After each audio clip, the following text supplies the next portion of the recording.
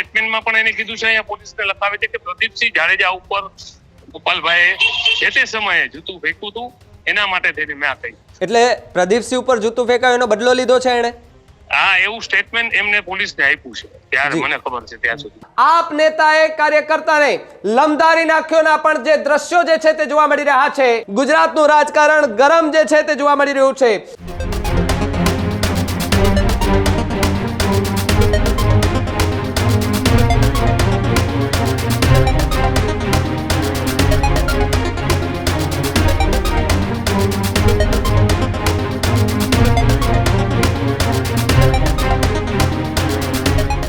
તો જે પ્રમાણે આ સૌથી મોટા સમાચાર કે જે જામનગરની અંદર ગોપાલ ઇટાલિયા પર જે જૂતું ફેંકાયું છે તેને લઈને સૌથી મોટી અપડેટ અત્યારે સામે આવી રહી છે. કોંગ્રેસના કાર્યકરે સ્ટેજ નજીક આવીને જૂતાનો છૂટો ઘા કર્યો હોવાના સમાચાર.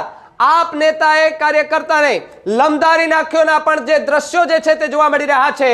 છત્રપાલસિંહ જાડેજા નામના કોંગ્રેસના કાર્યકર્તાઓએ જૂતું માર્યું હોવાની વિગતો અત્યારે મળી રહી છે. તો બીજી તરફ જામનગરના ટાઉન હોલમાં જોરદાર બબાલ અત્યારે જોવા મળી છે કે જ્યાં ગોપાલ ઇટાલિયા પર જૂતું ફેંકવામાં આવ્યું છે અને જૂતું ફેંકાયા બાદ ગુજરાતની રાજનીતિની અંદર અત્યારે એક ગરમાવો જોવા મળી રહ્યો છે. એક તરફ ઠંડીનો માહોલ છે ને એની વચ્ચે ગુજરાતનું રાજકારણ ગરમ જે છે તે જોવા મળી રહ્યું છે. જામનગરથી દિગુભા જોડાયા છે મારી સાથે, કોંગ્રેસ નેતા. દિગુભા, સ્વાગત છે ન્યૂઝ રૂમ પર આપનું.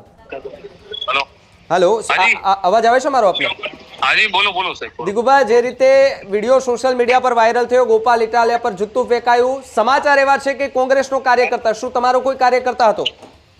કાર્યકર્તાઓ તો કોંગ્રેસમાં ઘણા બધા છે, વિચારધારા હોય તો હોદ્દા ઉપર નથી આ ભાઈ. અને હું ખાસ કેવું કે આજે ગોપાલભાઈને જામનગરની પ્રજા કયો કે જનતા કયો કે યુવાનો કયો એને જાકારો આપ્યો છે. ખાસ કરીને જે રીતે આજે ઈમાનદાર પાર્ટીની વાત કરતા હોય આ લોકો કે ઈમાનદાર પાર્ટી અમારી, તો આજે જે લોકો જે કોંગ્રેસે જે લોકોને સસ્પેન્ડ કર્યા હતા લોકસભા વખતે, એવા લોકોને આ પાર્ટી લેવા નીકળી હોય એનો ઇતિહાસ પણ ગોપાલભાઈએ જાંચવો જોઈએ, વાંચવો જોઈએ, જોવો જોઈએ કે કેટલા બધા ગુનાહિત કૃત્યો સાથે જોડાયેલા છે આવા વ્યક્તિઓ. એને જો મહત્વ પાર્ટી દે તો ક્યાંક ને ક્યાંક જામનગરની આ વ્યક્તિ જે જૂતું ફેંકનાર દિગુભા જે વ્યક્તિ છે કોણ છે ખરેખર?